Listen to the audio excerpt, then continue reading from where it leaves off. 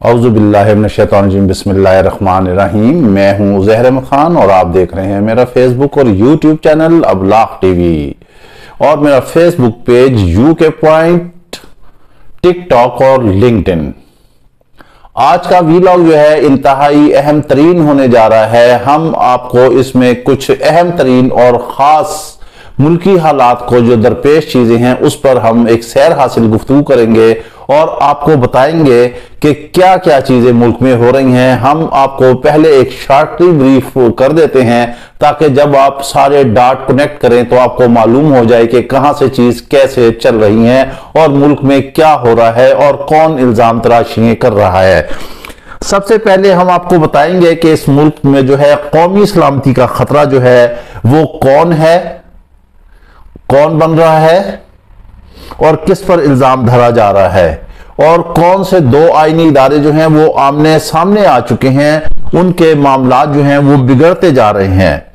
फिर हम आपको पाकिस्तान की मईशत के बारे में बताएंगे कि किस तरह से पाकिस्तान की मईशत को जो है वो तबाह किया जा रहा है और बिजली जो इस वक्त सबसे अहम तरीन इशू है, जो तकरीबन ये होते होते नजदीक होते होते 100 रुपए पर यूनिट चला जाएगा, वो अवाम क्यों पे कर रही है। जो अवाम की जेबों से कैपेसिटी चार्जेस के मामले में चीजें निकल रही हैं, वो पैसा कहां जा रहा है। हम पहले कितना अदा कर रहे थे, अब कितना अदा कर रहे हैं, हम कितनी बिजली पैदा कर रहे हैं, हमें कितनी बिजली जरूरत है, हम कितनी सप्लाई कर सकते हैं और मुल्क को कैसे आईपीपीस के नाम पर जो है लूटा खसूटा जा रहा है, भगोड़ा जा रहा है। फिर हम आपको बताएंगे कि इस रियासत को जो है वेलफेयर रियासत बनाने के लिए, टैक्स रियासत बनाने के लिए हमें वेल्थ जनरेट करना होगी और किस तरह से हम सरमाया जो है अवाम से इकट्ठा कर सकते हैं। फिर आखिर में हम आपको फिच की एक रिपोर्ट के बारे में बताएंगे जिसमें उसने कहा है कि ये शहबाज शरीफ की हुकूमत जो है अगले जो है 18 माह यानी कि इतना एक चलती रहेगी और मुस्तकबिल में इमरान खान नजर नहीं आ रहा। इस पर हम सैर हासिल गुफ्तगू करेंगे। तो अब हम आते हैं अपने पहले नुक्ते की तरफ कि कौमी सलामती को जो खतरा है दरअसल वो क्या है। यहां पर जो एक बड़े सीनियर और बड़े जो सहाफी हैं, जो अमूमन जो हैं वो नून लीग के स्पोक्समैन हैं, लेकिन आखिरकार फिर कहीं ना कहीं से इंसान को जब जमीर तंग करता है तो वो सच बोल ही लेता है। जी हां, मुजीबुर रहमान शामी हैं। उन्होंने कहा है कि तारीख के साथ साथ एक वक्त था कि फातिमा जिन्ना भी जो थी वो कौमी सलामती के लिए खतरा थी और भी इसी तरह से लीडर कौमी सलामती का खतरा रहे। जो भी अवाम का लीडर होता है, जो भी तब्दीली लाना चाहता है, वो जो है कौमी खतरा बन जाता है कौमी सलामती के लिए। इस वक्त इमरान खान और पीटीआई कौमी सलामती के लिए खतरा है और हुकूमत कहती है कि पाकिस्तान तहरीक इंसाफ और पाकिस्तान जो है वो इकट्ठे नहीं चल सकते। जाहिर है इसलिए नहीं इकट्ठे चल सकते, ये करप्शन ज़दा पाकिस्तान है और इमरान खान जो है वो ये कहते हैं कि हम करप्शन फ्री नया पाकिस्तान लेकर आएंगे और करप्ट माफिया जो है ये चीज बर्दाश्त नहीं है। वो क्यों ऐसा करेंगे, वो कैसे इसको आने देंगे। ये मुजीबुर रहमान शामी ने ये वो कड़वा सच है जो बोला है। फिर आप ये देखें कि जब 21 का एरा था उस वक्त कितने सहाफी, कितने चैनल हमारे, कितने निजी टीवी, कितने मीडिया हाउसेज सडन जो है इमरान खान के खिलाफ हो गए। पीटीआई जो भी काम करती, इमरान खान जो भी काम करता उसमें से खूब कीड़े निकालते, खूब उछालते और खूब उनके खिलाफ बोलते। वो देखते रहे, बोलते रहे। इमरान खान की हुकूमत चली गई, वो एक डायरी लेकर निकल गया और कहते हुए वो जाते हुए कहा था कि मैं पीएम हाउस से बाहर जाके ज्यादा खतरनाक हूंगा। फिर उसके खिलाफ जो है मामला चले, केसेस चले, फायरिंग हुई, मामलात हुए, उन्हें कैदोबंद में रखा गया, उनके साथियों को, पीटीआई के वर्करों को गिरफ्तार किया गया, नामालूम किया गया। 10,000 के करीब लगभग जो है वो नामालूम हो गए, कुछ अदालतों के थ्रू रिहा हुए और कुछ अभी तक गुमनाम हैं। फिर इमरान खान की भी गिरफ्तारी होती है, उन्हें साल होने को आ रहा है। उन्होंने ये देखा कि इमरान खान जो है कहीं से भी वो टूटा नहीं, उसने कहीं से हिम्मत हारी नहीं। उसने यही कहा, हमेशा जेल के अंदर भी रहा। उसने कहा कौम से, अपने पीटीआई वर्कर से, उन्होंने कहा कि आपने हौसला नहीं हारना क्योंकि आपका कप्तान खड़ा हुआ है। कप्तान आखिरी सांस तक लड़ेगा। वो एक मिसाल बन गया, एक ज़रबुल मिसल बन गया। इनको तो फज्जे के पाए और पता निहारनी और क्या क्या याद आ जाती थी जब अटक के किले में बंद होते थे, वहां से मुआहदा करके बाहर भाग जाते थे, फिर साजिशें करके फिर मुल्क के अंदर आते थे, फिर मुल्क को लूटा, फिर चले गए, फिर आ गए। ये एक म्यूजिकल चेयर का खेल लगा हुआ था। मगर अब ये हुआ, अल्लाह का करना ऐसा हुआ कि ये आपस में भी फटना शुरू हो गए जब इन्होंने पीटीआई पर इल्जाम लगाकर उसे कहा कि उस पर हम पाबंदी का फैसला कर रहे हैं, हमने फैसला कर लिया है कि पीटीआई पर पाबंदी लगाई जाएगी। ये एक दीवाने का ख्वाब था जो इस हुकूमत ने देखा और अता तारड़ ने जो है वो उछल उछल कर उस बयान को बयान किया उन्होंने। मगर क्या हुआ, ना अवाम ने सही इसे सीरियस लिया और ना ही पीटीआई ने सीरियस लिया। अब सवाल ये है, बात ये बनती है कि यहां जो है निजाम ने यह फैसला किया है कि इमरान खान को नहीं चलने देना और अवाम ने यह फैसला किया है कि वो इमरान खान के बगैर निजाम को नहीं चलने देगा। अब यहां पर हमेशा जीत किसकी होती है? अवाम की होती है। चाहे मुल्क का कोई भी बड़े से बड़ा इदारा आ जाए, वो अवाम से बड़ा नहीं होता। अब हम आ जाते हैं, हमने आपको बता दिया कि कौमी सलामती के लिए किसको खतरा कह रहे हैं। अब असल कौमी सलामती के खतरे की तरफ आते हैं और आपको बताते हैं। इस वक्त आपको मालूम है कि मखसूस नशिस्तों का जो है वो मसला चल रहा है और अभी तक इलेक्शन कमीशन की जानिब से कोई भी खातिर ख्वाह कदम नहीं उठाया गया और सुप्रीम कोर्ट के एक जो फुल बेंच है उसने ये फैसला दिया है। अब अगर उस पर अमल दरामद नहीं होता तो इलेक्शन कमीशन के गिर्द जो है शिकंजा तंग होना शुरू हो जाएगा, क्योंकि इस मुल्क की सबसे बड़ी अदालत है, सबसे बड़ी पावरफुल अदालत है, उसने फैसला दिया है। उसने कहा है कि जो है पीटीआई वो सियासी जमात थी और सियासी जमात है, जबकि हुकूमत कहती है कि यह सियासी जमात नहीं है। वो फैसला कर रही है सब पाबंदी लगाने के लिए। तो जाहिर है हुकूमत और सुप्रीम कोर्ट और ये अदालतें भी आमने सामने आ गई हैं। अब इलेक्शन कमीशन अगर अमल नहीं कर रहा तो वहां भी तौहीन अदालत लगेगा। और जो हुकूमत कहती है आर्टिकल 6 की, जब इलेक्शन कमीशन ये अगर ठान लेता है कि उसने मामला नहीं कहना और वक्फाने हाल ये कहते हैं, बैनुस्सतूर ये मामला चल रहे हैं कि मखसूस नशिस्तों के हवाले से जो है पीटीआई को महरूम ही रखना है, लेकिन इस मुल्क की आला अदालत ने यह फैसला दिया है। इस वजह से आर्टिकल 6 की जो बात ये करते हैं तो फिर बहुत दूर तक निकलेगी और बहुत सारी गर्दनें जो हैं इसमें काबिल जदन होंगी और वो पकड़ी जाएंगी और में फंदा फिट होगा। ये तो हम आपको बताते हैं दो इदारों के मामलात। अब जो कौमी सलामती है, जो उसको खतरा होता है वो दरअसल मईशत से खतरा होता है। हमारी मईशत जो है अब देखें वो तबाह हाल हो चुकी है। आए दिन बिजली महंगी होती है, आए दिन पेट्रोल महंगा होता है, आए दिन गैस महंगी होती है। जब ये सारी चीजें महंगी होती हैं तो फिर आप ये देखें कि अशियाई खुर्दोनोश भी महंगी हो जाती है। मरियम नवाज ने बड़ा नारा लगाया था कि रोटी सस्ती करेंगे। अब फिर जो है नान भाइयों ने, तंदूरों ने जो है रोटी वो 20 रुपए की कर दी है। क्या इनका कोई चेक एंड बैलेंस है या सिर्फ ड्रेस डिजाइनिंग में या मॉडलिंग ही में ये मसरूफ हैं? क्या कर रहे हैं इन्होंने? क्या चेक रखा है? आज रोटी फिर महंगी हो रही है, गंदम उधर सस्ती हो रही है, इधर से महंगाई बढ़ती जा रही है। अवाम के लिए सांस लेना भी मुश्किल हो रहा है। इनका बस चले तो ये फिजा पे भी टैक्स लगा दें। अब जो बिजली का सबसे बड़ा सानिया हम कहेंगे, यहां पर जो इस मुल्क में पेश हो रहा है शायद किसी खित्ते में भी इतना नहीं है, क्योंकि हमने पाकिस्तान को भूखा नंगा कर दिया है। हमारे खजाने में जितने पैसे पड़े होंगे हम उतने ही मजबूत होंगे। हमसे तो बांग्लादेश मजबूत है, खैर इंडिया तो होगा ही, और ममालिक मजबूत है। हमारा खजाना खाली है, हमारे ज़र मुबादला के ज़खायर जो है वो बिल्कुल ना होने के बराबर हैं। इस वजह से हम चाहते हैं कि कौम का खून निचोड़ लें, जो कुछ भी हमें मिले वो हम कौम से ले लें। ये मसाइल चल रहे हैं। अब हम आपको बताते हैं कि हमारे मुल्क में जो है असल में बिजली की डिमांड है कितनी और पैदावार कितनी है और सप्लाई कितनी है और चक्कर क्या है। ये इन्होंने एक ऐसा ये घन चक्कर मामला बनाया है जिसमें इन्होंने कौम को फंसाया हुआ है। 1700 जो है बिल उसमें मुख्तलिफ मदों में आके लगते रहते हैं। और अहम तरीन बात यह है कि जब मीटर की रीडिंग करते हैं तो ये वक्त से पहले करते हैं, 5 से 7 दिन पहले करते हैं, वापडा वाले 10 दिन, और फिर उन यूनिट को जो उसमें नहीं जले होते वो डिवाइड करके, लेट से कि कोई भी एक यूनिट है, आपके 500 यूनिट जले हैं, ये उसे 30 पे बाय डिवाइडेड करके उसे जो बाकी जो 10 दिन है वो पर डे के हिसाब से वो यूनिट उसमें बिल में इजाफा करके भेज देते हैं। और हर बिल में जो है 8, 10, 15, 20, 25 यूनिट जो हैं वो फालतू आ रहे होते हैं। अब आप देखें बात यह है कि उसमें यूनिट उसने 20 दिन जलाए हैं सारिफ ने, उसमें उसने वॉशिंग मशीन लगाई है, मोटर चली है, इस्त्री चली है, या जो भी चला है उसमें उसकी कंजम्पशन ज्यादा हुई है तो उसके यूनिट ज्यादा हो गए हैं। लेकिन जो आखिरी 10 दिन हो गए जो इन्होंने चेक ही नहीं की, हो सकता है कि उस सारिफ की उस वक्त बिजली का इतना खर्चा ना हुआ हो कि आपके दिन के 5, 10, 15, 20 यूनिट ना जले हों, लेकिन इन्होंने वो रेशो निकालना है और रेशो निकाल के इन्होंने 200 और 300 से यूनिट से इन्होंने ज्यादा कर देने। ये भी एक नया घपला जो है ये शुरू हो रहा है। ये हमने आपको बड़े नुक्ते की बात बताई है। आप जब भी हो आप अपना मीटर चेक करें, आप जो आपके ऊपर बिल आता है, बिल के ऊपर जो यूनिट लगे होते हैं तो तस्वीर लगी होती है और साइड पे जो मीटर की रीडिंग लिखी होती है आप उसको चेक करें तो आपको ये बात साबित होगी, हमारी बात आपको सच्ची नजर आएगी कि 10, 15, 20 यूनिट जो है उसमें फालतू डाले गए हैं। अब आप पूरे मुल्क में देख लेंगे कितनी लूट मार मची हुई है। जैसे कि पेट्रोल होता है आपका 200 रुपए और 99 पैसे, 1 पैसे का क्या हिसाब है? ये 1 पैसा जो है ये करोड़ों में बनता है। इसी तरह ये यूनिट के मामलात हैं और ये पैसा कहां जाता है? ये पैसा ख्वास की जेबों में जाता है। अवाम से तो उसकी खाल उतार ही रही है।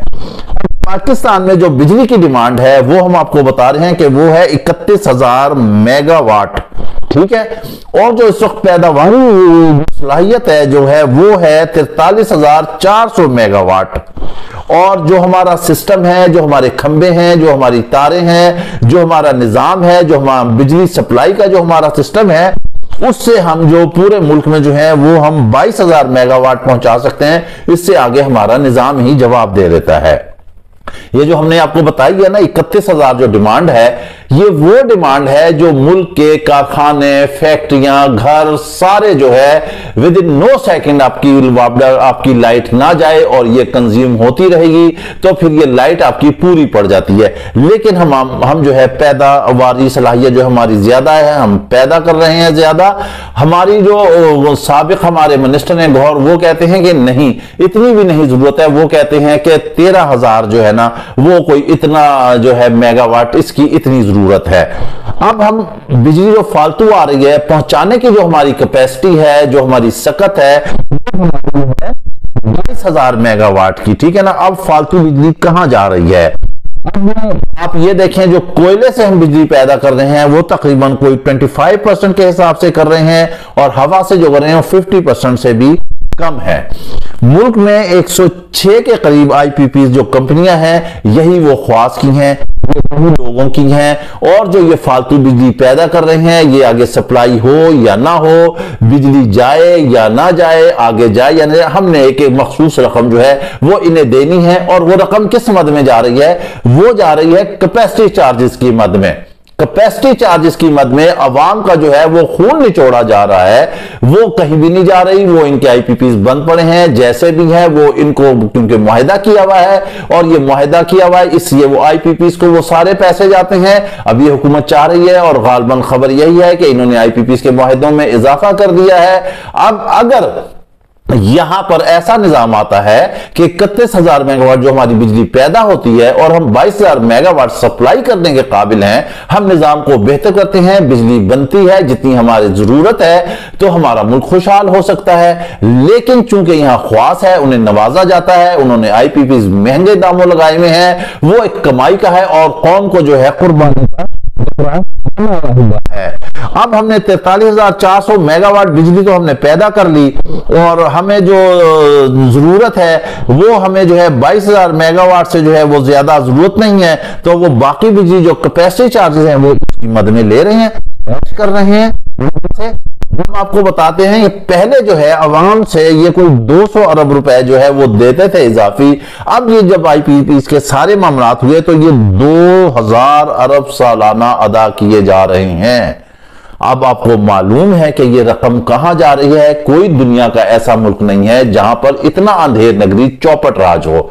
यही बातें इमरान खान को चुभती हैं, वो यही बातें इमरान खान कौम को बताता है। अब कौम इतनी विजिलेंट हो गई है, इनकी चोरियां, इनकी डकैतियां, इनकी दगाबाजियां, इनकी फ्रॉडबाजियां, इनका झूठ, इनका सब कुछ उसने अया करके रख दिया है, उसने खोल के रख दिया है। अवाम को पता चल गया है, अवाम को उसने टीच कर दिया है, सबक पढ़ा दिया है। तो अब इनके पेट में जो है ना अब आ जाते हैं हम टैक्स की जानिब के। टैक्स क्या होगा?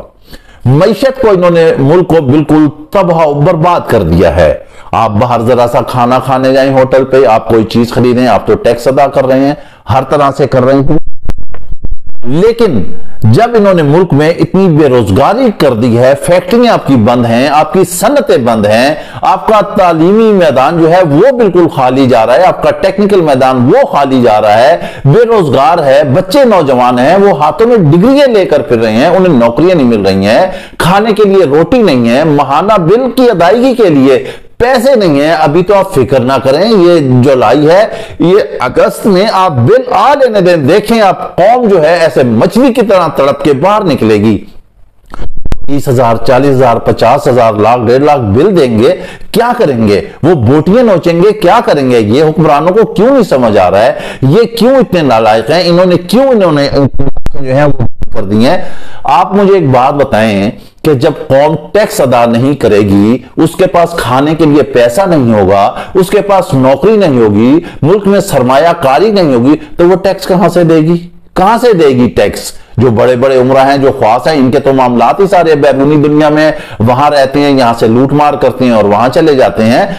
अब आपको मुल्क को अपने पैरों पे खड़ा करने के लिए वेल्थ जनरेशन करनी होगी। अब वेल्थ जनरेट करेंगे, आप दौलत को आम करेंगे, आप पैसे को आम करेंगे, आप रोजगार को आम करेंगे, आप सन्नतें चलाएंगे, आप फैक्ट्रियां चलाएंगे, आप प्राइवेट इदारे चलाएंगे, ठीक है। जब उनमें सरमायाकारी होगी, लोगों को जो है रोजगार मिलेंगे, जॉब मिलेंगे, वो कमाएंगे, खरीदेंगे, बच्चों पे खर्च करेंगे, अपनी जिंदगी पे खर्च करेंगे। जब इतना कमाएंगे तो फिर वो टैक्स देने के काबिल होंगे। जब कौम ही भूखी मर रही है, जब उसके पास रोटी ही नहीं है, वो मोटरसाइकिल का पेट्रोल तक नहीं अफोर्ड कर सकती है, मुल्क का निजाम तो अंधाधुंध चल रहा है। आप ये देखें कि इस वक्त 2 शहर, दारुल खिलाफा इस्लामाबाद और रावलपिंडी जो जुड़वा शहर हैं, ये इस वक्त कतई तौर पे कट ऑफ हुए हैं। टीएलपी वाले धरना देके बैठे हैं, निजाम कहां है कोई पता ही नहीं है। कोई गरीब है, कोई मर रहा है, कोई बच्चा है, स्कूल खुलने वाले हैं, उन्होंने स्कूल जाना है, किसी ने हॉस्पिटल जाना है, किसी ने ड्यूटी पर जाना है, वो वाया करके इतने लंबे लंबे चक्कर लगाकर जाएंगे, उनकी पेट्रोल कंजम्पशन ज्यादा होगी, उनके पॉकेट पे बोझ पड़ेगा। क्या निजाम इस वक्त सो गया है? क्या पुलिस इस वक्त मजे कर रही है? क्या लॉ एंड ऑर्डर की सिचुएशन नहीं है? क्या वजीर दाखिला को इस वक्त मामलात नजर नहीं आ रहे हैं कि दोनों शहर चौक हुए पड़े हैं? 6 महीने के बाद फलस्तीन याद आ गया, ठीक है।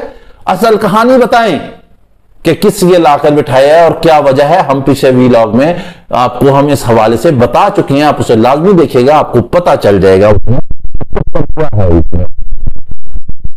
जब हम वेल्थ जनरेट करेंगे, फिर मुल्क के हालात अच्छे होंगे, फिर कौन सकेगी, ठीक है। अब आखिर में हम आपको फिच की रिपोर्ट के बारे में बताते हैं। ये कहा है कि मईशत तो तबाह है, इमरान खान जो है वो हुकूमत में आता हुआ नजर नहीं आ रहा। इस हुकूमत को 18 माह जो है कम से कम चलने देना चाहिए ताकि इनके मामलात जो हैं वो आगे चलते रहें। ये उनकी सेल्फ जनरेटेड रिपोर्ट है। कैसे मुमकिन है कि इमरान खान इस वक्त हुकूमत में नहीं आ सकता? पूरी कौम उसके पीछे खड़ी हुई है, वो एक निजाम बन चुका है, वो एक फर्द नहीं है, वो एक सिंगल पर्सन नहीं है, वो एक निजाम है। आज ये उसको छोड़ दिए और बाहर वो ले आए तो मैं आपको यकीनन कहता हूं, मैं आपको रिटर्न देता हूं कि ये एक सीट भी नहीं जीत सकते, ये भगौड़े और ये भानमती का कुनबा और ये तांगा पार्टियां जिन्होंने आपस में सर जोड़े हुए हैं। इस मुल्क की मईशत को तबाह करने के जो जिम्मेदार हैं, इस मुल्क के अमन अमान को तबाह करने के जो जिम्मेदार हैं, जो जमहूरियत को तबाह करने के जिम्मेदार हैं, जो पार्लियामेंट को तबाह करने के जिम्मेदार हैं। आप ये देखें, एक लड़की जो है सनम जावेद, उससे तो इन्हें अमन अमान का खतरा होता है, उसे गिरफ्तार करते हैं, फिर करते हैं। वो तो शुक्रिया है अदालतों का, इंसाफ का, कि उन्होंने रिहा कर दिया, मगर यहां धरना बैठा है, उससे कुछ नहीं है। अवाम डिस्टर्ब हो रही है। ये डुअल पॉलिसी हैं, इनको खत्म करना होगा, फिर आप आगे चल सकते हैं। अदालतों ने तहैया कर लिया है, उन्होंने फैसला कर लिया है, वो लड़ेंगे, वो इंसाफ करेंगे, जजेस आईन कानून के तहत चलेंगे, फिर आगे मामला चलेंगे। अब सनम जावेद के बारे में जो जज ने कहा है वो बड़ा बेहतरीन फैसला दिया है। उन्होंने कहा कि अब मैंने सोशल मीडिया पे देखा सनम जावेद की जुबान तो बहुत तेज है, लिहाजा वो अपनी जुबान कंट्रोल करेंगी।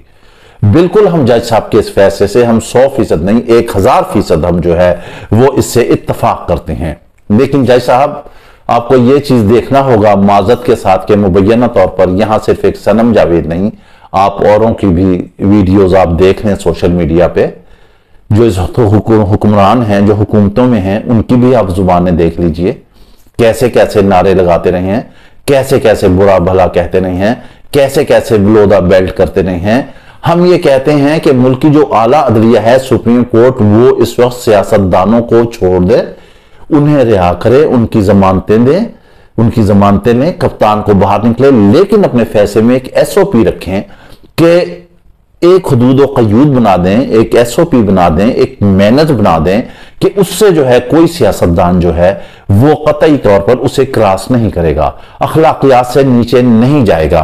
और जिस दिन जो सियासतदान बिलो द बेल्ट जाके किसी के खिलाफ बात करेगा जातियात पर, उसी दिन उसको जो है कानून नाफिज करने वाले इदारे भेजकर उसको पाबंद सलासल कर दिया जाएगा। हमारा अलमिया यही है। नवाज शरीफ के दौर में भी हमें बड़ी अच्छी तरह याद है। देखिए हमारी उम्र गुजर गई है, 30-35 साल हमें इस सहाफत में हो चुके हैं और हमने बड़े अदवार देखे हैं, गुरूब व आफ्ताब हमने देखे हैं सियासत के। वो जो मामलात हैं उन्हें देखना होगा, उन्हें चलना होगा, लोगों को देखना होगा कि माजी में इन्होंने क्या किया, अब ये क्या कर रहे हैं, अदलिया के क्या क्या इक़दाम थे माजी में, अब क्या है। और अदलिया ही इस मुल्क को सही कर सकती है, कौम की उस पर नजर है, इनकी जुबान बंदी करे। हम आपको बता रहे थे कि नवाज शरीफ का दौर था, तालिबान के साथ मुज़ाकरात चल रहे थे, हमने उस वक्त भी आर्टिकल लिखे, अपने कालम लिखे, सिर्फ जुबान की चाशनी के पीछे इन लोगों ने तबाह बर्बाद किया। आते थे अपने मिनिस्टर, बयानात देते थे, जुबान के चस्के लेते थे और आखिर में मुज़ाकरात जो कतर और दोहा में मुज़ाकरात हो रहे थे वो तबाह बर्बाद हो गए। अब भी यही है, लिहाजा हम सनम जावेद के फैसले को एक मिसाल बनाते हुए आला अदलिया भी उसे देखे और इनकी जुबान बंदियां सियासतदानों की बंद कर दे। कोई भी हो मावरा, कोई भी हो बियॉन्ड द लाइन, इससे सबको उस पर पाबंद करें और जो भी उसको तोड़े और उसको पाबंद सलासल कर दें, फिर यहां की सियासत ठीक हो सकेगी। इसके साथ ही आप हमें इजाजत दीजिए, अपना ख्याल रखिएगा। वीलॉग पसंद है तो लाजमी लाइक और शेयर कीजिएगा। अल्लाह हाफिज।